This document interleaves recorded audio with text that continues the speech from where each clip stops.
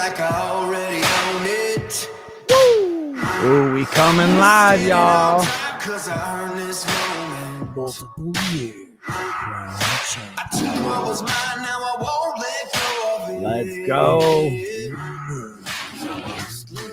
I'm a hustler. Cause I'm a hustler. Yeah, I'm a hustler. What is up? You are listening to HVAC Masters of the Hustle podcast, and this is your host, J-Dub Moneymaker, and welcome to episode 258, and we are coming live this morning. Before we jump into the podcast, I got to go over a couple things that we got going on. Exciting speaking events for this upcoming quarter. So we have the upcoming Epic event in Anaheim, California, which is going to be hosted at the Disneyland Resort. And we got a lot of big speakers. We got Deion Sanders that's going to be on stage. We got Weldon Long. We got Drew Cameron. We got your boy J-Dub that's going to be podcasting the whole event live. As speakers are coming off the stage, I'm going to bring them to you all and bring their story, bring their content, and bring what they delivered on stage. And if you guys are wanting to go and you haven't purchased your ticket yet, you could go to the Epic website and you could use the promo code HMH50 to get $50 off your ticket. Again, that is HMH50 to get $50 off. That is a tongue twister. Holy crap. Well, y'all, I wanted to bring this to you all because I got the unicorns when it comes to plumbing. We talk about the best of the best, bringing you all the top HVAC, plumbers, electrical, right? The trades to you. And I want to give a big old welcome to these three guys. They come from All City. Let's go ahead and welcome Sam Denon and Mr. Jeff to the hot seat. How y'all doing? Doing great this morning. Doing good. Thank you for having me. Thanks for having us. Man, so first off, I gotta say, I've been working with y'all for about the last 6-7 months, and the growth, what I've seen y'all do, transform to channel managers, leaders within the company, is absolutely amazing, right? So for my listeners that are tuning in, I want to give you all these individual stories of how they became plumbers, right? Why'd you choose plumbers? Let's go ahead and start with Mr. Sam up top. Why'd I choose plumbing? Yeah, why'd you choose plumbing? I chose plumbing because it was like the last chance I had. I had a friend that they called me one day and asked me if I wanted to start digging some holes. This is also the beginning of when I started with All City. So a friend asked me if I wanted to start digging some holes, and I started digging holes, man, and it was terrible. So my biggest objective was to stop digging holes, and my mentors and predecessors told me, the biggest objective here is to, make the most amount of money and spend the most amount of time with your family, and that's what I wanted. So eventually I started, dedicating myself to the trade, and I don't dig holes anymore, to make a long story short. So that a boy, you don't dig holes anymore. Absolutely. And how long have you been in the plumbing position at All City? 4 years now. 4 years. And what were you doing prior to digging holes and getting, in the trades? Man, I was living in a sober living when I started at All City. Love it. So your journey from sobriety, sober living to where you are right now, Sam, is absolutely amazing. And that's why I want to bring you on here, is because you're a fucking rock star, kid, right? Like, you've gone over all challenges, all obstacles. You could have veered left, but you know what? You went right. You had a vision, you had a mission. And I'm super excited to unfold what you've been doing the last couple months, because these listeners got to pay attention, man, because you're making a huge wave when it comes to what's possible in this industry. So I'm going to go jump down to Denon real quick. Denon, what made you become a plumber? Why plumbing? What got you into the industry of plumbing? Well, originally, like, I had an uncle that was plumbing, and then I kind of like veered from that path a little bit, like at a younger age. And honestly, man, I needed a job. what it came down to, and I kind of like knew it, and I already like had the knowledge of it. So that was that's like pretty much like the reasoning behind it. Some background in it when I was younger because of family member plum, but as I got older, uh, I veered away from it, and I needed a job. I needed a job, I right? needed a job, yeah. And so, how long have you been in the trades of plumbing, like all in mindset wise? All in mindset wise for the past 8 years. And so, what was it that changed your mindset to keep you here, to not veer off? Family and not wanting to go down the same path that I went down when I was younger, and just wanted to like kind of better myself. Uh, that's really it. I got tired of Absolutely. doing the same things. Absolutely. Now, Dennis, I'm going to jump back to you in a second, but Mr. Jeff, I got to get you and let you know, you're one of the probably the unicorns of the industry, all three of you. But when you talk about the 4 minute mile, I would say these two are learning a lot from you that the 4 minute mile is possible, right? So talk a little bit about your journey in plumbing to where you started and where you ended last year about $8 million as a plumber. It's a funny story where it got started is I was in a, sometimes I've always been in sales, but I wasn't in plumbing, right? I had just moved back from Texas. I took a sales job and it wasn't working out. And I think any salesman knows, like, when it doesn't work out, it hurts you financially, right? So I was in a real bad spot. So I replied to an Indeed ad with one of the big dog companies out there. I had no idea how big of a dog they were or anything. All it said was sales superstars, 300K plus a year. I said, let's do it. So he calls me and he tells me, you don't know anything about plumbing. I told him, well, I never remodeled a house myself personally either. And then I kind of wouldn't let it go. And this is the owner of the company, This guy's in California, he's the biggest of all dogs. And I told him, well, why don't I text you my phone number and we stay in contact the next few days? If it doesn't work out, it doesn't work out. At least I made a good contact in the industry, And then soon enough, I just wouldn't let it go. I was relentless on him, and he hired me. And the rest is history. And last year, yeah, maybe like you said, $8 million. Man, That was 6 years ago. 6 years ago. And so let me ask you a question, Jeff. I want to start with you on this question. What does it take to stand out? I mean, to do 8 million in plumbing, I mean, that's absolutely amazing. We got Denning clapping down there. I mean, unheard of really across the nation, across the border, right? You're showing people what's possible. What does it take to do that? So I used that word earlier, relentless, like a rabid pit bull to success, right? If I'm going to be, whether it's selling plumbing or selling lemonade at a stand, I want to be the very best I can be. And the very best I can be in a sales industry, it's going to put me in the top tier. I don't know if it's going to be number one, number two. 9 times out of 10, it's going to be number one because I'll do the stuff that others are not willing to do. And that's important right there, right? Sam, talk about doing things that others aren't willing to do that you were able to implement to get to not digging holes, to be able to be a channel manager where now you're making, financial freedom money. What set me apart majorly, and it still sets me apart every day, is my attention to product knowledge and new product knowledge. Plumbing is, and all trades are really, they're constantly diversifying new products, new ways of saving, new ways of improving homes. And if you're coming in offering the same thing day in and day out, then you are a commodity. You're something that somebody can go pick up off every shelf. But if you're coming in offering something unique, something that somebody can't Google, something that nobody is familiar about, but just you, but it's a reliable and good product, you've then gone ahead and set yourself apart from anybody else. And now no longer your pricing is no longer an issue because it's a product that no one else is offering. So it gives you an edge that no one else has. So product knowledge is key, because you show them what you know, and you let the next guy just come in and kind of piss all over themselves.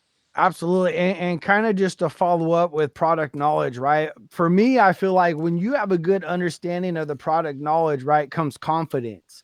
And what happens when you have confidence and you go into a house, right? People feed off energy, confidence. I would like to make sure that if I'm spending, you know, 15, 16, $20,000 in plumbing, I want to do business with a technician that's sitting there, that's confident, that knows the product knowledge, that knows what's going to be installed in my house or what's going to be fixed in my house. So Denon, talk about, you know, always being a student, always learning. I mean, you've been doing this as a rock star for the last 8 years, but you're always learning, right? You're always training yourself. So talk about the importance of always being a student. Absolutely. Yeah, you always got to be open to learning new things and learning new aspects of the trade, because the trade changes, but it stays the same. You know, there's new products that come out, there's new information that comes out, there's new codes that come out, there's new regulations that come out. Plumbing is plumbing. You know, you can anybody can attest to that. But if you're staying stagnant in your learning of the plumbing trade and the plumbing aspect of things, then you'll always stay stagnant. You'll plateau and you always see things decline and you'll see yourself staying the same. But that's why it's always key to always have an open mind to learning, like regardless of how old you are, how young you are, how much you learned in the past, how much your OG taught you. You know, you Yeah. always be open minded to learning new things for sure. Yeah. One thing that I want to talk about is, you know, we'll start with Jeff on this question. You worked at some of the top dog companies around. Southern California is flooded with plumbing companies. I mean, if I was to drive, I tell you guys when I'm on site, right? If I was to drive 60 miles north, south, east, and west, how many plumbers can I do business with? Countless. 100. Countless, Yeah. right? It's too many. Don't even try it. You And know. so what is it that Jeff, you think makes All City different than everyone else? Because they're one of the biggest companies around. Absolutely. So all city stands out with reputation, the branding, the logo. Anytime I say I'm with All City, they're like, man, we see the vans everywhere. So shout out to Dan Antonelli for And hooking me up Antonelli, yeah. with the logo and all that. Like it's freaking awesome. Also, it's the culture, and it starts with Anthony. Um, it's an enjoyable place to be, right? And so it emulates through not only the representatives to the customers and back and forth. It reciprocates back and forth. Like the customers love us and we love them back. Yeah. And that's a different experience than the other big dog companies that I have worked for. Um, you know, we might love the customer, but the customer doesn't love us back the same. You know? And but I get that at All City. That was the first thing I noticed when I joined the team. I was like, man, these customers freaking love us. Like, Yeah. yeah, like it was really cool. Well, I mean, and that talks big volumes about leadership, Anthony being the leader, right? And Absolutely. so taking care of your clients and what he was able to build and establish there. I mean, he's continuing to grow, right? He just put restoration on. His mindset's even bigger for growth this year. And one thing that we were able to start implementing the last 6 months is channel managers. So before we started the channel managers, I believe everyone was just all on their own before I started the on-sites. And so, Sam, I'm going to start with you. Talk a little bit to my listeners that might not know what channel managers are. What is your responsibility? What do you do? So my responsibility as a channel manager is to communicate with my team. And by the way, that's another reason for my success is my team is amazing. They started this with me, and they've gone through the hardships of learning, and that's been a big part of it. But my job responsibilities are for when my team goes out to a call. The biggest part of this when we started was we thought we were shopping for calls, good calls. But what we've come to learn in time is we're not. Of course, a good call is a good call, but what we're also shopping for is we're shopping for good customers. Yes. Yes. my guys, my technicians will call me once they've established a good relationship with the customer. Um, you know, the logistics of the problem, and after they've done a thorough walkthrough and evaluation of the home. After they've done a thorough walkthrough and evaluation of the home, we have a type of checklist to make sure we've checked off all the boxes. There's urgency. There's a demand, there's a need and want to do business with All City, not just a plumber, but the need and want to do business with All City, and reasonings for wanting to use All City. And once we've established all those connections, we then my technicians will reach out to me, explain to me the situation, and we will set up a time to meet up with the homeowner or the decision maker. Let me ask you a question, Sam. So I'm going to rewind 6 months ago. Okay. When we first started the channel managers, how difficult was it to have your team buy in? What was the challenges when we first started? Dude, it was hard for me to buy in. Yeah. To be honest, when Anthony came to me with the proposal, I was not fond. I was not fond of it. So it was difficult. It was a change that I wasn't used to, and it was just different. You know what I mean? It was putting guys that were on the same playing field that, at a different playing field, and it was just different to work amongst peers at a different level.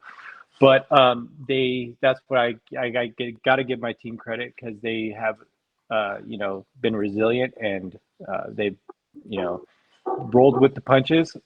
Um, but they're incredible. But it was hard for them to adapt and learn the process, because they, as independent technicians, they were used to doing the process from start to finish, from financing the customer to presenting options to closing the sale.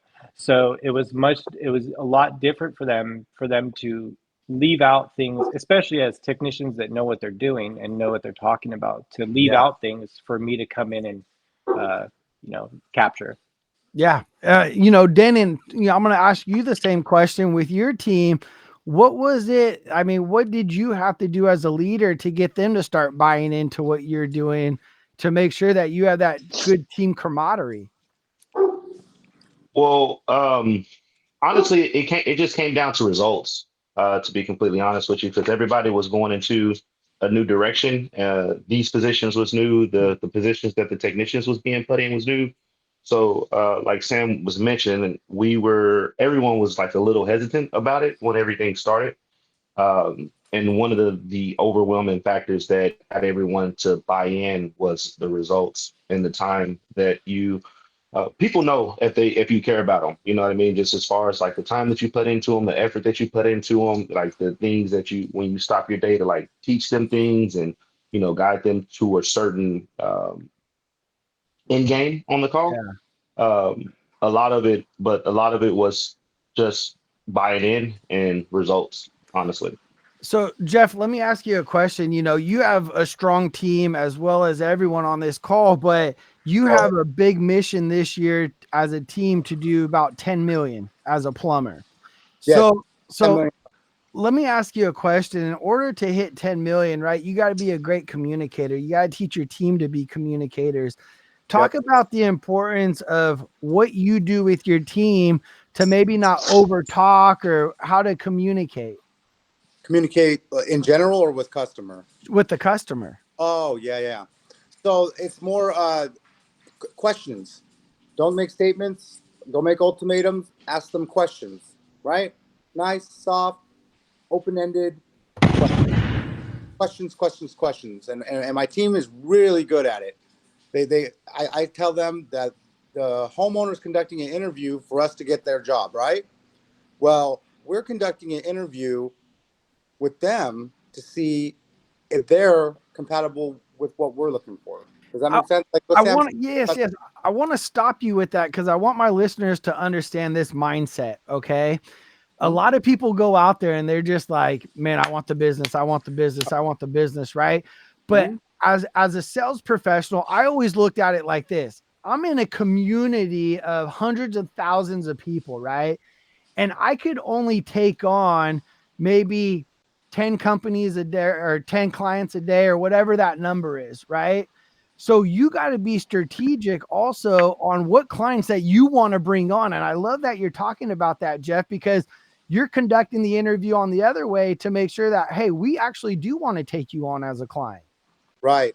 It cuts out that that desperate dog look on the face. Yeah. Like, oh, hey, we could do this and we could do that, and it's like you're begging for their business. Any man knows. Let's say you're asking a woman out on a date, you got that desperate look in your eyes. She is not going out with you, dude. I'm sorry, she's just not. You got the law of attraction versus the law of promotion. So they're attracted to All City, and we're literally just talking, communicating as people. The person pays, not the plumbing. That's the rule. And how many people are on each of your teams? I have 6. I have 6 as well. I had 8. I think I have 7. Okay. So now how do you correspond as you having, 6, 7 different technicians on your team? How do you correspond what jobs to go to?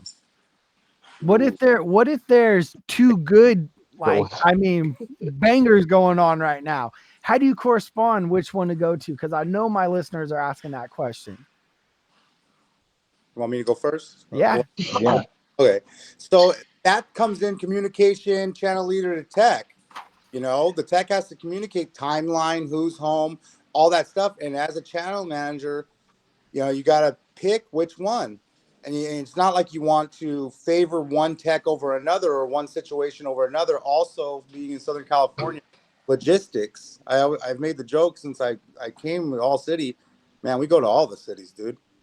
So traffic, Yeah, you got to really map out your day. This is chess, not checkers. yeah. Like you can't just show up to one. I mean, that would be a cool life to show up and do my thing and make a bunch of money. But there's a lot of planning that comes involved. But communication, tech, homeowner, we'll throw on speaker as I'm driving around Southern California and just say, hey, and I'll be honest with the tech and the homeowner. This is my day. This is my intention.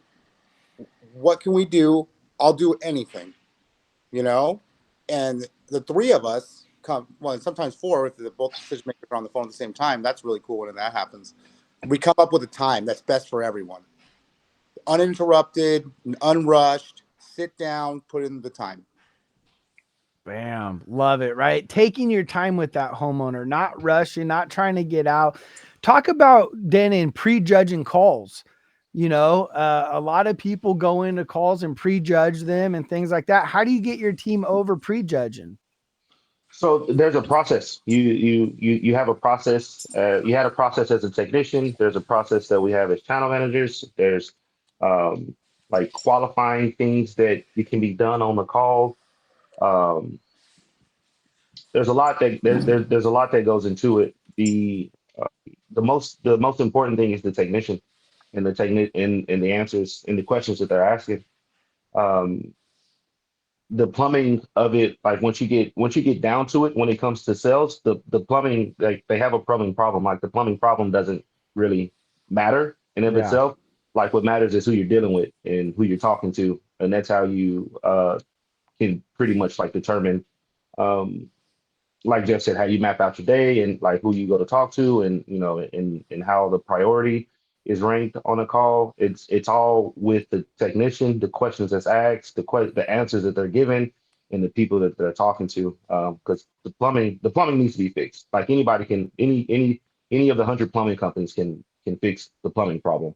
What we need to do is our mission is to engage with the homeowner and get them with us.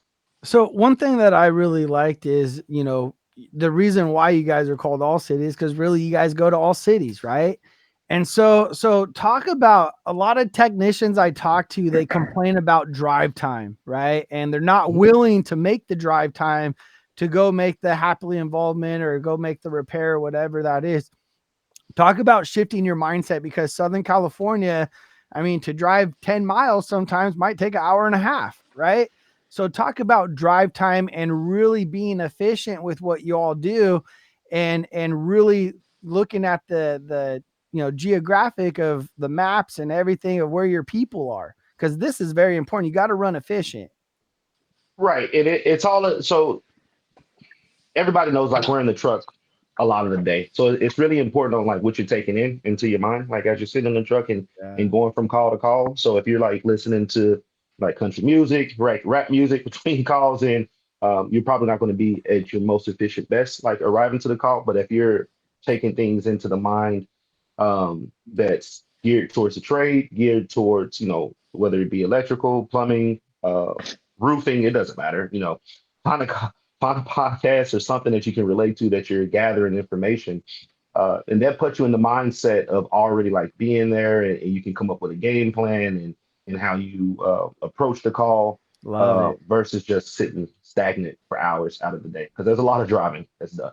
Yeah, no, and we got a lot of window time, right? So Mhm. talking about Sam, I'm gonna jump up to you real quick about mindset and coming in with a positive mindset and shifting your team, because when you're dealing with a lot of different emotions and personalities, right? Someone might have an off day. So how do you coach their mindset as a leader when you're the channel manager? Dude, let's get this money. I mean, it's that's what it's about, dude. Um, it's on to the next. Yeah. There, one of my mentors told me, you got to come to work with a even attitude every day. There are no ups and there are no downs. Because there's going to be yeses, there are going to be nos, and there are going to be yeses when you thought it was going to be no, and there's going to be a no when you thought there was going to be a yes. Mm, Um, and those are the most disappointing. Everybody knows that when you thought you had that call locked in, and then you're on the way out, and they're like, you know what? I just have to do a few more things. I mean, you're out of there. So the mindset needs to stay at an even keel all the time, because if you're up and down, then your customers are going to sense it. The stress is it's going to be in the air. I mean, so it's going to affect your overall mindset. So the biggest thing is just to concentrate on the next, on the next, and do what you can. yeah. I got to ask you, how important is training and keeping your guys in repetition to keep them moving forward, right? Talk about training and things that y'all do different within your team to do training. I'll start with Jeff. Training the team. Yeah. So what do you do? How often do you get with your team, and what do you guys go over with training? I conversate with my team in regards to training and honing in skill on a minute by minute basis. So when we're talking about between call to call, what I do, what I like to do is listen to podcasts. What I need to do is talk to my team constantly, because as a technician, the mindset, like we were talking about earlier, where the back in the day they had to sell it, dig it. Like this is a lot of stuff. So the mind doesn't work for most people in multiple ways, especially for me. I can't do 10 great things at one time. I can do one. I got you there, but goes past two. I don't know. So I like to keep them in the same mindset. Eyes on the prize at all times, right? So I have 7 people that I'm leading here that are very important to me. Like I call one of the 7 on my way to the other one of the 7, and then I call the other 7 on the way, on the way to the next one. And I like to, keep them. I call it in the pocket. Keep them in the pocket. You know, Yeah. yeah. What about you, Sam? Man, I can't agree with Jeff enough. I talk with my guys like constantly. It makes it easy because most of my guys are some of my very very dear friends. You know what I mean? So, but Yeah. it's it's constant. You know what I mean? We sometimes even get in group chats on the way to jobs so we can communicate more efficiently with each other and help each other out as well. Yeah. Do you find that the group chats as well create motivation? I mean, a lot of times as a sales guy or technician, right? You see one of the teammates sell something, well, that pumps you up that you want to go get some because you don't want to be last, right? Yeah, no, I took a page out of Anthony's book that we used to do back in the day. We used to everything that we sold that over a certain dollar amount, we would post in the chat, and it would get everybody pumped up. So I took that same kind of role in my own personal chats, and every time one of my guys sells something, of course, it's worthwhile. Posting. They post it, and it hypes everybody up, and it's super cool. I mean, but it's absolutely very important to celebrate wins with your team, um, as well as deal with losses. What about you, Dan? And I'm going to ask you the same question. What do you do with your team, and how often are you training the guys? There's there's not a moment that I'm not talking to the guys. And a lot of it, so you come across like different situations at different calls. And so it's always good to have that back and forth with your technicians before they're going into the call, because at the end of the day, ultimately the success of the call depends on them. You know what I mean? Like they used to think like they used to have a mindset that the success of the call depends on me, but it's really up to them. So um, as long as you can keep them engaged and keep them focused on the task at hand, and always like bouncing off ideas off each other, encourage each other, and then also like reprimanding each other when something like messes up or something like that. It's like, hey, don't do that no more. Yeah. Um, but it's always important to have a clear understanding of like their mindset and how they're planning on approaching the call. So you guys can come up with the plan together, but always constantly talking. Let me ask another question. I think this is a pretty vital question to ask. How important is it for the technician on the job when he's turning it over potentially to you, Sam, to have them wait till you get there for the transition? Oh, dude, it's so important. It's uh, that's the most important thing in the world. If you can sit with that homeowner the whole time and make a friend, um, you know, just this question can pertain to anybody, but I know that in my personal life, if it's much easier for me to hand a bunch of money to somebody I like, know, and trust, Mm-hmm. opposed to somebody that I don't know, don't care about, and don't want in my house. Yeah. Um, so if you can make a friend without overcrowding or overwhelming the customer, man, they gotta try to know their forms, Jason, right? Yep. Form, family, occupation, recreation, and material. Yep. They need to learn all those things by the time I get there. And that's what I like about Sam is Sam tells his technicians like, hey, once we establish that I'm going out there, stop talking about fix, stop talking about the plumbing issue. Your job now is to create that relationship. That's all I want you to talk about is form, family, occupation, recreational materials. Boom. Correct. That's gold right there. So That is gold. that's the key. Right. I mean, because I talk about the customer experience, right? It's all about passing the baton. How is the baton passed from your dispatch setting you up to go to the appointment? Then, as your technician going out there to serve that client to the highest level, to maybe passing the baton to have one of my channel managers come out to present options for them. And then, what's the install going to look like? Right. And so, that's also what I think that y'all do really efficient as well is everyone's always on the same page. Y'all have daily huddles with your team. You know what's going on throughout the day. And that's what I think really separates All City is the communication that y'all have. Y'all communicate very well. Y'all teach very great processes and procedures. But the other thing is all three of you hold your team accountable, right? Talk about holding your team accountable, Jeff. Holding it accountable is like I think Sam touched on it earlier. Celebrating the wins and dealing with the losses. I'll go a step further on that. So what I do is I analyze the loss. I learn from the loss. I find out why I lost, and I never lose that way again. And I instill that in my team. I have a half of them are veteran, and the other half are rookies. Right? I love rookies. I say No it again. bad I love habits. rookies, huh? No bad habits yet. Yeah, they only know what I've taught them. Hey, and some of them, they listen to every single word. You know, the good, the bad, and the ugly of what I teach them. They listen, and they know. So I just tell them after. Like I told one yesterday. I said, "Okay, dude, you had son. Mom's on the phone. You said son was the decision maker. And I told him the mannerisms of the son says I'm not the decision maker. I do what I'm told. I said he's doing what he's told by us, his sister. He is not the man of that house. I Yeah. said, so get me in front of the decision maker. I'm a salesman, not a magician. We got, I should have waited 2 hours and met with mom. This is the question you ask next time. And then we do a hard reset. That's the whole thing. Hard reset 2 hours. I'll go out there 2 hours later. I'm cool with that. My day's going to be long anyway. Yeah. My money in my pocket, right? Yeah, absolutely. I just got to say, y'all got some big visions, some big missions to fulfill for 2024.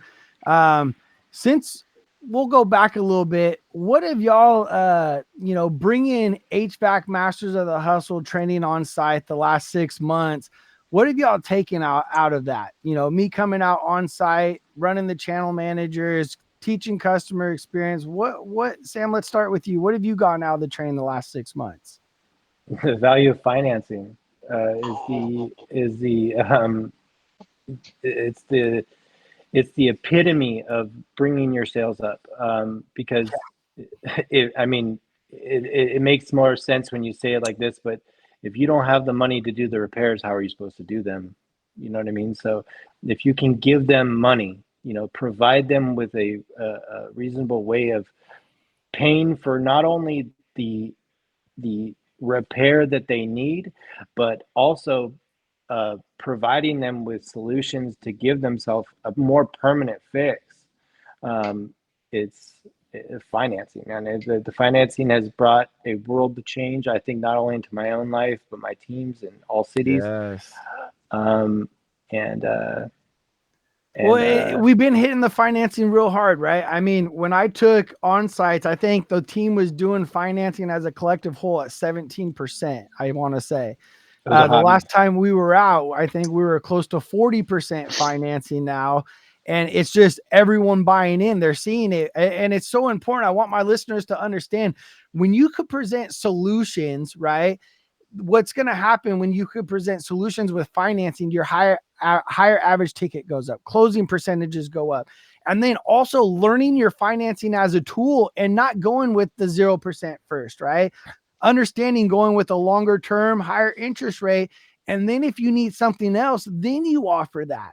I was the guy my first year in sales, right? 2 years in sales where, you know what? I started with my big nut and I would shoot myself in the foot all the time. And that's why we got to work smarter, not harder. Right.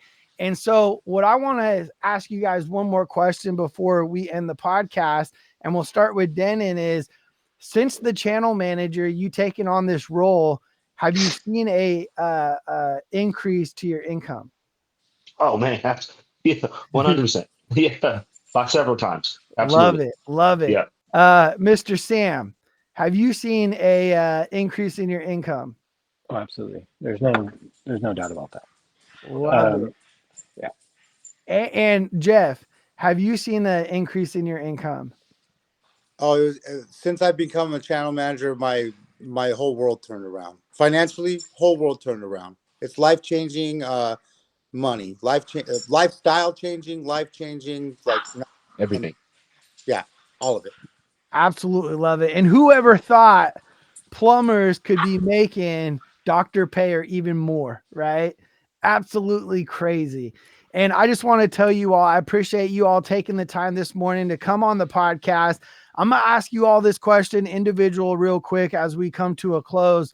Sam, I got tons of people listening to this podcast, dispatchers, technicians, plumbers, HVACs, different trades. What would you like for them to get out of this episode of HVAC Masters of the Hustle? Oh man, that if you want to dedicate yourself to a trade, you don't have to be in this trade for 20 years and still doing the same thing. You know what I mean? You can learn it and you can make a ton of money and you can live a life that you want to live rather than you have to live. I can tell you that right now. Love it. Love it. Denon, same question, brother. What do you want them to get out of this episode? That it's possible that whatever ideas, whatever goals, whatever dreams that they have in their head that they think that, oh man, that's just too much. That's way out there. I don't think I can do that. I want them to understand that it's possible. Like you always hear the phrase that anything is possible, but like that's really how it is. If you dedicate yourself to it and like learn as much as you can, like Jeff said, it's life-changing money. Like your entire world like completely changes and anything is possible. It's possible. Love it. And Jeff, what would you like for the listeners to get out of this episode of HVAC Masters of the Hustle? Both things that Sam and Dan touched on were great. It's just one word. It's just, well, two words actually. Be relentless. Nothing stops us. Nothing. Nothing. Not COVID. Not the recession. Not the elections. Nothing. Nothing stops the hustle ever. Bam. I absolutely love it. Until next time, y'all, take care. Peace. Jason, thank you.